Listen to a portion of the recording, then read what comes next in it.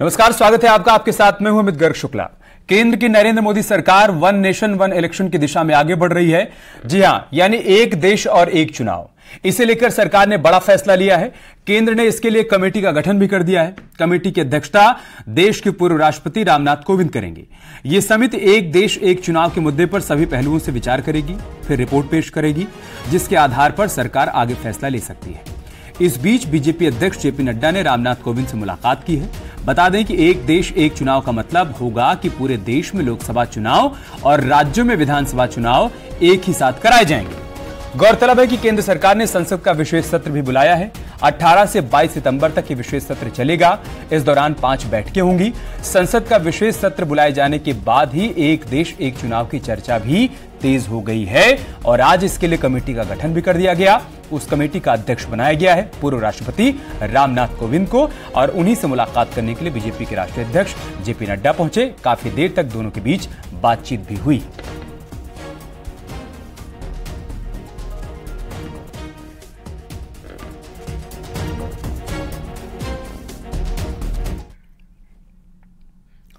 तो केंद्र सरकार के जरिए वन नेशन वन इलेक्शन के लिए कमेटी का गठन किया गया है, जिसका यूपी के मुख्यमंत्री योगी आदित्यनाथ ने स्वागत किया है और समर्थन भी किया है। उनका यह कहना है कि लोकतंत्र के लिए काफी फायदेमंद साबित होगा। में बाधा पैदा करती है, क्योंकि इलेक्शन की एक प्रक्रिया को कम से कम 1.5 महीने का समय लगता है और 1.5 महीने का एक कार्यकाल विकास की सभी प्रक्रिया को या नए नीतिगत निर्णय लेने में, विकास की प्रक्रिया को तेजी से आगे बढ़ाने में कहीं न कहीं बाधक हो जाती है। इसके लिए आवश्यक है कि लोकसभा, विधानसभा और अन्य सभी प्रकार के इलेक्शन को एक साथ हम आयोजित करें। एक बेहतरीन पहल हुई है, यह न केवल विकास के लिए बल्कि लोकतंत्र की समृद्धि और लोकतंत्र की स्थिरता के लिए, जो प्रत्येक नागरिक के जीवन में खुशहाली लाएगा, उसके लिए यह एक अभिनंदनीय पहल है। केंद्र सरकार के एक देश एक चुनाव करवाने की चर्चा के बीच संविधान विशेषज्ञ वरिष्ठ वकील डीके गर्ग ने इसे सरकार का नीतिगत फैसला बताया। उनका कहना है कि संसद के दोनों सदन में इस पर बहस होगी, लेकिन इस फैसले में कोई कानूनी विसंगति नहीं हो सकती है। केवल सरकार अगर इस एक्ट को लेकर आती है तो सुप्रीम कोर्ट और हाई कोर्ट में चुनौती दी जा सकती है। एक्ट जो भी बनेगा वो पार्लियामेंट में पेश होगा और उस पर डिस्कशन होगा। अपोजिशन के, इनके सबके जो है उसमें जो भी हैं आइडियाज हैं, जो उनके सबमिशन है, सब लिए जाएंगे और उसके बाद ही तो एक्ट पास होगा। हालांकि एक देश एक चुनाव करवाने की चर्चा के बीच सियासी पारा भी हाई हो गया है। जहां बीजेपी नेताओं ने इसका स्वागत किया तो वहीं विपक्ष ने इसे लेकर सवाल भी खड़े कर दिए। 4 करोड़ और आए दिन चुनाव है, आए दिन आचार संहिता है, विकास का काम बाधित हो जाता है। अगर पूरे देश के अंदर विधानसभा और लोकसभा का चुनाव एक साथ हो तो अरबों खरबों रुपए की तो बचत होगी ही, साथ ही साथ विकास की गति भी तेज होगी। उनका सबका कहना यह है कि 5 कॉन्स्टिट्यूशनल अमेंडमेंट्स, 3/4 से ज्यादा मेजोरिटी लोकसभा राज्यसभा फिर स्टेट असेंबलीज में जाएगा। 15,000 करोड़ से ज्यादा का खर्चा सिर्फ ईवीएम और वीवीपैट मशीन्स में लगेगा। सिक्योरिटी स्टाफ इनएडिक्वेट है, साथ में इलेक्शन कमीशन स्टाफ इनएडिक्वेट है। तो देश को भटकाने का काम ना करें। अगर देखोगे तो अखिलेश ने कहा है कि हाँ वन नेशन वन इलेक्शन होना चाहिए, ममता जी ने भी कहा है, नीतीश जी ने भी कहा है, शरद पवार ने भी कहा, सभी ने अपने अपने समय पर अपनी बात को रखा है। और देश पहले चलता था ऐसा, 52 के अंदर भी और 57 के अंदर, 62 के अंदर, 67 के अंदर ऑलरेडी विधानसभा और लोकसभा के चुनाव एक साथ होते रहे। लेकिन 67 के अंदर जब कांग्रेस सरकार के अगेंस्ट अन्य दल जीत कर आए, उसके बाद में इन्होंने सारा कपड़ा घोटाला किया है। आज उस घोटाले से देश को निकालना तो है ना जी। तो जब तक उसका स्वरूप सामने ना आ जाए, वर्तमान विधानसभाओं का क्या होगा? इनका कार्यकाल जिनका 3, 4, 4.5 साल, कर्नाटक का तो अभी लगभग 4.5 साल, 4.25 साल बाकी, इनका क्या होगा? तो इन सब चीजों में कयास लगाने से फायदा नहीं। वन नेशन वन इलेक्शन की जो बात भारतीय जनता पार्टी कर रही है, ये भारतीय जनता पार्टी इंडिया गठबंधन से घबरा गई है, डर गई है। उसे पता है जो इंडिया का गठबंधन है वो राष्ट्र के मुद्दों पे है, देश के मुद्दों पे है, वो देश की जनता की बात कर रही है। और भारतीय जनता पार्टी सिर्फ सत्ता की बात करती है, इसलिए भारतीय जनता पार्टी सिर्फ और सिर्फ जनता का ध्यान भटकाने की बात कर रही है, इससे ज्यादा कुछ नहीं। देखो, ये फील्ड में फिसड्डी और फिक्सिंग की कबड्डी खेल रहे हैं। जो फील्ड में फिसड्डी हैं वो फिक्सिंग की कबड्डी खेल रहे हैं। उनको ये बात अच्छी तरह मालूम होना चाहिए कि अगर फील्ड स्लिपरी है तो फिक्सिंग भी फेल हो जाती है। अब दिक्कत उनकी ये है कि जब भी देश की डेवलपमेंट और डिग्निटी उछाल लेती है तो इस डिस्ट्रक्टिव और डिफॉल्टर डायनेस्टी में भूचाल आ जाता है। नहीं, आजाद भारत में भी 75 वर्षों में ऐसा कोई अवसर नहीं है जब पूर्व राष्ट्रपति को किसी सरकारी कमेटी के लिए इस्तेमाल किया गया। वो संविधान के सबसे बड़े संवैधानिक पद पर रहे हैं और उनकी सेवाएं राष्ट्र के लिए अभूतपूर्व रही हैं। लिहाजा उनको अपने कुत्सित प्रयासों को पूरा करने के लिए कमेटी का मुखिया बनाना ये बहुत ही अपमानजनक। तो मिले जुले रिएक्शन सामने आ रहे हैं, जहां पर भारतीय जनता पार्टी के तमाम नेता इसका स्वागत कर रहे हैं, इसे एक सही कदम बता रहे हैं, तो वहीं विपक्ष की तरफ से तीखी प्रतिक्रिया सामने आई है। अनुराग भदौरिया को आपने सुना, उनका कहना है कि विपक्ष के इंडिया गठबंधन से सरकार घबरा गई है, इस वजह से जनता का ध्यान भटकाने के लिए सब कुछ किया जा रहा है। साथ ही साथ केसी त्यागी ने इस बात पर सवाल खड़े कर दिए कि एक पूर्व राष्ट्रपति को आप किसी कमेटी का अध्यक्ष कैसे बना सकते हैं। आज़ाद भारत के 75 साल के इतिहास में ऐसा कभी नहीं हुआ, ऐसा उनका कहना है। तमाम मेहमान हमारे साथ जुड़ेंगे, हम चर्चा की शुरुआत भी करेंगे, लेकिन आपको बता दें कि इससे पहले कब कब एक देश एक चुनाव की व्यवस्था देश में देखने को मिली। 1951, 1952 में, 1957 में, फिर 1962 में, 1967 में। अब जबकि केंद्र सरकार ने इस दिशा में कदम आगे बढ़ा दिया है, तो देखना होगा कि क्या सभी पार्टियां एक मंच पर आ पाएंगी, सहमति बन पाएगी। नहीं सहमति बनती है तो किस तरीके से आगे बढ़ा जाएगा। 18 से 22 सितंबर तक 5 दिवसीय विशेष सत्र बुलाया गया है। इस सत्र के दौरान 5 बैठकें होनी हैं, तो देखना होगा कि उस दौरान क्या सभी दल वन नेशन वन इलेक्शन की बात पर सहमत होते हैं। क्या तस्वीर सामने आएगी, फिलहाल ये देखने वाली बात होगी।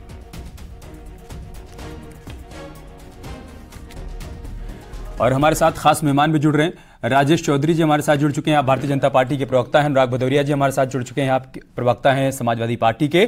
साथ ही हमारे सहयोगी अनूप गुप्ता भी हमारे साथ दिल्ली से जुड़ चुके हैं।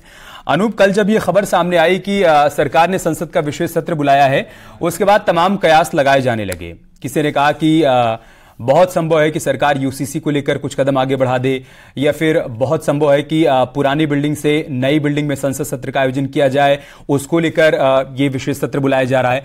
लेकिन आज जिस तरह की खबर सामने आई और सरकार जिस तरीके से एक कदम आगे बढ़ गई है, कमेटी का गठन कर दिया है, आपको लग रहा है कि सब कुछ बहुत आसानी से संभव हो पाएगा? वन नेशन वन इलेक्शन जो एक परिकल्पना है वो जमीन पर उतर पाएगी? देखिए, ये कहना तो किसी भी तरीके से ठीक नहीं कहा जा सकता है कि ये बहुत आसानी से केंद्र सरकार इसको पारित करवा देगी या ये जमीन पर उतर पाएगी। लेकिन इतना तय है कि आपको याद होगा अमित, कि प्रधानमंत्री नरेंद्र मोदी ने अपने पहले कार्यकाल में ही इसकी शुरुआत कर दी थी, इसकी चर्चा की शुरुआत कर दी थी। प्रधानमंत्री नरेंद्र मोदी ने कहा था कि लगातार हर समय अगर देखें तो 2 से 3 महीने में कहीं ना कहीं राज्य के विधानसभा चुनाव होते हैं, लोकसभा चुनाव होते हैं, इसमें कहीं ना कहीं खर्च बहुत ज्यादा होता है। तो अगर ऐसा संभव होता है कि सभी राज्यों के विधानसभा चुनाव और लोकसभा चुनाव एक वक्त में कराए जाएं, तो पैसों की भी बचत होगी और कई तरह की चीजें की बचत होगी, और जिससे देश को बाकी वक्त जो चुनाव में गुजरता है वो कहीं ना कहीं विकास में गुजरेगा। तो जाहिर सी बात है, पहले कार्यकाल से प्रधानमंत्री नरेंद्र मोदी इस बात को रख रहे हैं। अब केंद्र सरकार की तरफ से बड़ा फैसला लिया गया है, जब पूर्व राष्ट्रपति रामनाथ कोविंद की अध्यक्षता में कमेटी गठित कर दी गई है। देखिए, इसका भी बहुत अहमियत है, क्योंकि पूर्व राष्ट्रपति को कोई अगर अहम पद दिया जाता है, इससे आप उसकी महत्ता को समझ सकते हैं कि कितनी गंभीरता से देश के प्रधानमंत्री इस मुद्दे को देख रहे हैं। सही बात। जहां तक जटिलताओं की बात है, क्योंकि देखिए इतना आसान नहीं है इस बिल को लाना या इसको लेकर के आगे बढ़ना, क्योंकि प्रधानमंत्री नरेंद्र मोदी भी इस बात को कहते रहे हैं कि इस पे सर्वसम्मति से ही इस बात को लेकर आगे बढ़ना जायज होगा। और इसको लेकर ऑल पार्टी बैठक भी बुलाई गई थी जिसमें सहमति नहीं हुई थी। लॉ कमीशन ने भी अपनी रिकमेंडेशन सरकार को सौंपी थी, तो तमाम बातें थी इसको लेकर के। लेकिन अब देखना होगा, चूंकि अब कमेटी का गठन हो चुका है, तो ऐसे में ये कमेटी जब सारे स्टेक होल्डर से बात करेगी और अपनी रिपोर्ट सौंपेगी तो किस तरह की रिपोर्ट आती है और उसमें फिर केंद्र सरकार किस तरह से पहल करती है, ये देखने वाली बात होगी। आप बने रहे हमारे साथ। राजेश चौधरी जी, आपको लग रहा है कि सर्वसम्मति बन पाएगी, जिसका जिक्र बार बार प्रधानमंत्री मोदी करते रहे हैं? जब पहली बार उनकी तरफ से इस बात का जिक्र किया गया कि वन नेशन वन इलेक्शन की दिशा में आगे बढ़ा जाए, तभी से बात कही जा रही है। लेकिन जैसे रिएक्शन सामने आ रहे हैं समाजवादी पार्टी की तरफ से, कांग्रेस की तरफ से, जेडीयू की तरफ से, आपको लग रहा है कि इस मुद्दे पर आप सर्वसम्मति बना पाएंगे? देखिए, सरकार का सराहनीय कदम है, एक ऐसा कदम है जो देश हित में होगा।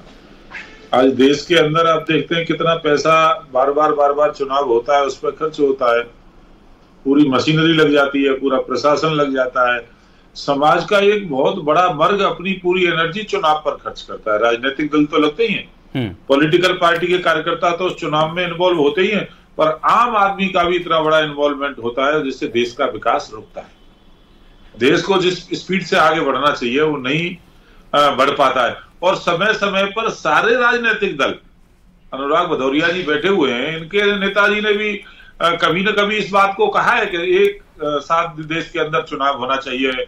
ममता बनर्जी ने कहा है, देश के अन्य नेताओं ने समय समय पर कहा है, ये देश हित का कदम है। सरकार ने कमेटी बनाई है, आकर के बीच में अपना विचार रखिए, आपकी पार्टी का मत है वो रखिए, और यदि देश के हित में सोचेंगे तो ये कोई कदम बुरा नहीं है, सरकार का अच्छा कदम है। ठीक है, लेकिन अनुराग भदौरिया जी तो ये कह रहे हैं कि विपक्ष के इंडिया गठबंधन से आप लोग घबरा गए हैं और पब्लिक का माइंड डाइवर्ट करने के लिए आपकी तरफ से फैसला लिया गया है। देखिए, अनुराग भदौरिया जी तो पब्लिक का माइंड डाइवर्ट करना चाहते हैं केवल वो घमंडिया गठबंधन की तरफ। एक जो पूरी बारात इकट्ठी हो रही है देश में, जितने भी भ्रष्टाचारी लोग हैं, जितना देश की जनता की गाड़ी कमाई को चूसने वाले लोग हैं, खाने वाले लोग हैं, अनेक प्रकार के आरोप जिन लोगों पे हैं, इस गठबंधन में सजा याफ्ता लोग हैं, वो सब एकत्रित होकर के एक तपस्वी से लड़ना चाहते हैं। बार बार उसी पर ये केंद्रित करते हैं। इसका जवाब तो लोकसभा चुनाव में मिल जाएगा, बहुत दूर नहीं है, बहुत ज्यादा दूर तक नहीं जाना पड़ेगा। क्यों घबरा जाएंगे जी? पिछली बार तो गठबंधन हुआ था, सपा, बसपा और आरएलडी और पता नहीं कौन कौन पार्टी है, सब लोग और एक होकर के हमसे लड़ चुके हैं ना।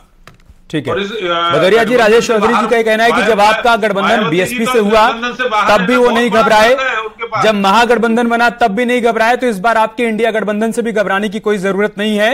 वो फिलहाल इस कदम को सराहनीय कदम बता रहे हैं। भदौरिया जी, घबराए नहीं है, लेकिन वो चिंता बड़ी रखते हैं इंडिया की। कैमरा लगवाए रखते हैं इंडिया में, कौन लेट आ रहा है, कौन जल्दी आया, किसने चाय पी, किसने समोसा खाया, किसने क्या बोला, किसने क्या नहीं बोला, एक एक बात का सब हिसाब किताब लेखा जोखा रखते हैं। क्योंकि डर है, जब डर होता है तभी आदमी दूसरों का हिसाब किताब ज्यादा रखता है। इनकी जिम्मेदारी थी जनता का हिसाब किताब रखना, तो जनता का हिसाब किताब इन्होंने रखा नहीं, जनता का तो हिसाब ही बिगाड़ दिया इन्होंने, महंगाई बेरोजगारी फैला के। उसके बारे में तो बोलेंगे नहीं, हम तो हिसाब नहीं रखते एनडीए में भाई क्या हो रहा है। हाजीपुर से पारस चचा लड़ेंगे कि चिराग पासवान लड़ेंगे, कि भैया ये जो आए हैं इनके नए छड़ी वाले एक जिनको लाए हैं पकड़ के, कहीं गली कहीं खड़े थे, बीजेपी को गरिया रहे थे, तब तक बीजेपी ने आवाज दी, राजभर जी हाँ भैया, हाँ भैया आओ, अरे आ गए, हाँ बहुत बढ़िया पार्टी है। तुरंत अभी गरिया रहे थे बीजेपी को भी बढ़िया बताने लगे। अब उनको क्या मिलेगा नहीं मिलेगा, सीट लड़ाएंगे कि नहीं लड़ाएंगे, हमने क्या पूछा? क्या हमने पूछा निषाद पार्टी को कहां से लड़ाएंगे? हमने पूछा कि एनसीपी या शिवसेना कहां से लड़ेगी, उनका सीट शेयरिंग क्या होगा? लेकिन हमारे बारे में इनको बड़ी चिंता रहती है, कैसे सीट शेयरिंग होगा, कैसे लड़ेंगे। बाप रे बाप, इतनी चिंता पता है किस लिए? इंडिया से डर गए हैं। ये जो इंडिया है ना, यही है गठबंधन जो देश के मुद्दों पे बात कर रहा है, देश की समस्या पे चर्चा करता है, देश कैसे आगे बढ़े इस पे बात करता है। और इनका जो गठबंधन है, सत्ता कैसे लाएं। अरे भैया, सब हारने वाले हैं, अब तो मध्य प्रदेश भी चला जाएगा, राजस्थान भी चला जाएगा, छत्तीसगढ़ भी चला जाएगा, सब हार जाएंगे। हमने तो कोई काम किया नहीं, कुछ चंद लोगों की मदद करते रहे, लेकिन अब तो जनता हिसाब मांगेगी, तब क्या करें? जैसे ही वहां मीटिंग महाराष्ट्र में शुरू हुई, इनकी नींद उड़ गई। पहले 2 मीटिंगों में इन्होंने कैसे जल्दी से, आज तक इनको रक्षाबंधन बहनों का नहीं याद आया, नहीं याद है मणिपुर में बहनों के साथ अपमान हो रहा था तो शब्द नहीं बोले? नहीं याद है बहनों के साथ अपमान हो रहा था, जो हमारी पहलवान महिलाएं बैठी थी, नहीं बोले? हथरस की बहन के साथ अन्याय हुआ, नहीं बोले? लेकिन अब जो रक्षाबंधन में बहन याद आ गई, क्यों? इंडिया का डर जो है। अभी क्या क्या करवाएगा? अभी तो 200-400 कम किए हैं, अभी तो डीजल भदौरिया जी हमारे साथ ज्ञान प्रकाश जी जुड़ चुके हैं, आप संविधान एक्सपर्ट हैं। एक सेकंड भदौरिया जी, अच्छा पूरी कर लीजिए। तो अभी तो बहुत कुछ कम होगा। ये इंडिया गठबंधन बिना सत्ता में आए, अभी तो सत्ता में नहीं आई है, तब आपसे सस्ता करवाने लगी है सारी चीजें, और जब सस्ते में आ जाएगी, जब सत्ता में आएगा इंडिया, तो देश खुशहाल होगा। ठीक है डर से भदौरिया जी, और आप 1-to-1 नहीं करते हुए फिर से आपके पास आऊंगा और आप वन नेशन नहीं। भदौरिया जी देखिए, मुझे ज्ञान प्रकाश जी को भी शामिल करना होगा चर्चा में। मैं फिर से आपके पास आऊंगा, तो आप ये बताइएगा कि 1 नेशन 1 इलेक्शन के विरोध के पीछे आधार क्या है, वो बताइएगा ताकि दर्शक समझ पाए। ज्ञान प्रकाश जी सर, आसान करके बताइए दर्शकों की समझ के लिए कि 1 नेशन 1 इलेक्शन कितना संभव दिखाई पड़ रहा है, इसके आगे की चुनौतियां क्या क्या हैं, और अगर ऐसा हो जाता है तो आगे किस तरीके से आप देख पा रहे हैं कि चुनाव संभव हो पाएंगे और उन चुनावों का सही तरीके से रिजल्ट आ पाएगा, कम समय में रिजल्ट आ पाएगा। क्या कुछ चुनौतियां हैं और क्या इसके फायदे हैं, आप आसान करके बताइए सर। देखिए, ऐसा है कि संविधान में अगर पार्लियामेंट की बात करें तो जो लोकसभा है उसके लिए 5 साल का टर्म आर्टिकल 83 में दे रखा है,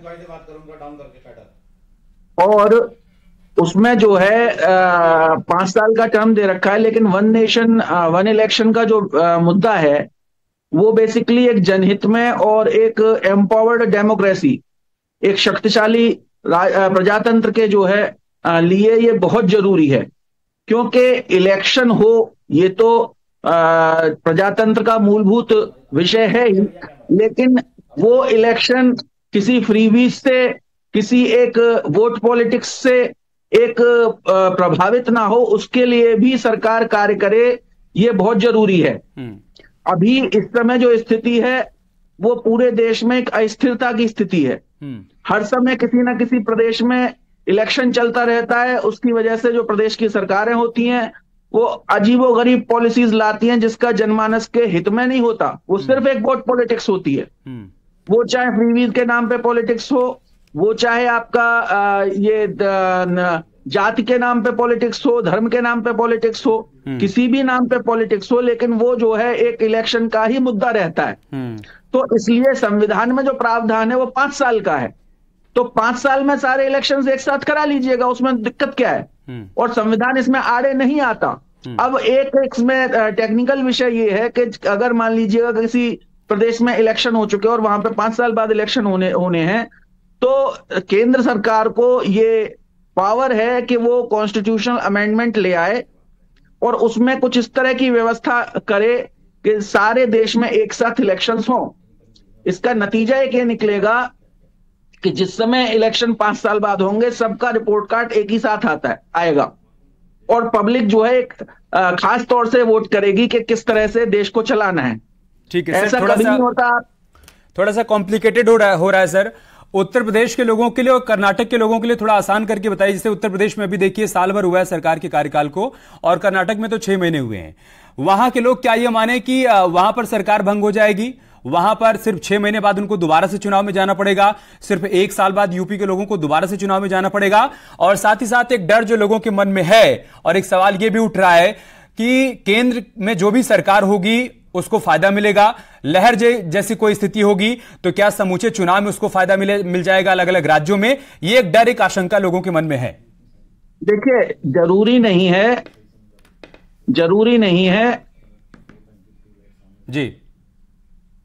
नहीं है कि जो है एक साथ ही सारी प्रदेश की असेंबलीज भंग की जाएं। एक वृहद स्तर पे स्टेप वाइज 5 साल का प्लान किया जा सकता है। अच्छा, जिसमें कोई मिड डेट निकाली जा सकती है 5 साल में, जहां पे कोई राज्य क्या कहते हैं कुछ समय पहले वहां की सरकार भंग हो जाए और कुछ राज्यों की कुछ समय बाद भंग हो जाए। ये संविधान के तहत मतलब सेंट्रल गवर्नमेंट को ये पावर है कि संविधान में इस तरह का अमेंडमेंट कर दे। तो ये इससे क्या होगा कि सपोज करिए किसी प्रदेश की सरकार 6 महीने पहले डिसॉल्व हो गई, दूसरे प्रदेश की सरकार अगर 6 महीने बाद में डिसॉल्व हो गई, तो एक कोई 5 साल का एक वृहद एक प्रोग्राम करना पड़ेगा और कानून के माध्यम से उसको अलाउ कराना पड़ेगा। ठीक है, और ये संविधान में पावर है। राजेश जी, मैं आपके पास आऊंगा, लेकिन उससे पहले अनूप गुप्ता जी, क्या कोई समय सीमा भी तय की गई है क्या कि कितने समय में कमेटी इस पर विचार विमर्श करेगी, रिपोर्ट तैयार करेगी और इसके बाद अपनी रिपोर्ट सौंपेगी? देखिए अमित, अभी जो सरकार के सूत्रों के हवाले से जो जानकारी हमें मिली है उसके मुताबिक केवल ये जानकारी है कि इस कमेटी का जो है वो गठन कर दिया गया है। इसकी अध्यक्षता पूर्व राष्ट्रपति रामनाथ कोविंद करेंगे, लेकिन जल्द ही सरकार की तरफ से नोटिफिकेशन जारी की जाएगी जिसमें तमाम जो इसके सदस्य होंगे उनके नाम की घोषणा होगी। उसमें इसके अलावा उसमें क्या क्राइटेरिया होंगे, यानी कि कितने वक्त तक में इनकी जांच प्रक्रिया चलेगी, कितने वक्त तक ये जो है वो चर्चा करेंगे और फिर सरकार को कब इनकी रिपोर्ट जो है सौंपी जाएगी। ये सारी चीज़ों के लिए हमें इंतजार करना पड़ेगा जब सरकार आधिकारिक रूप से जो इस पर नोटिफिकेशन जारी करेगी। लेकिन देखिए एक बात बता दूं कि जिस तरीके से अभी संविधान विशेषज्ञ कह रहे थे, इसके लिए वाकई एक लॉन्ग टर्म रोड मैप तैयार किया जाएगा। ये ऐसा नहीं होगा अमित की ये तत्काल प्रभाव से इसको लागू कर दिया जाए, क्योंकि कई पेचीदगियां हैं। पिछले कार्यकाल में भी प्रधानमंत्री नरेंद्र मोदी ने इसकी कोशिश की थी, पेचीदगियां हैं, सफल नहीं हो इसीलिए तो तमाम सवाल भी अनूप तो देखना होगा कि आगे क्या समाधान निकल पाता है। बहुत बहुत शुक्रिया आप सभी का हमारे साथ जुड़ने के लिए, इस चर्चा का हिस्सा बनने के लिए। एक तस्वीर सामने आई है और इसी बीच एक बड़ी खबर सामने आई।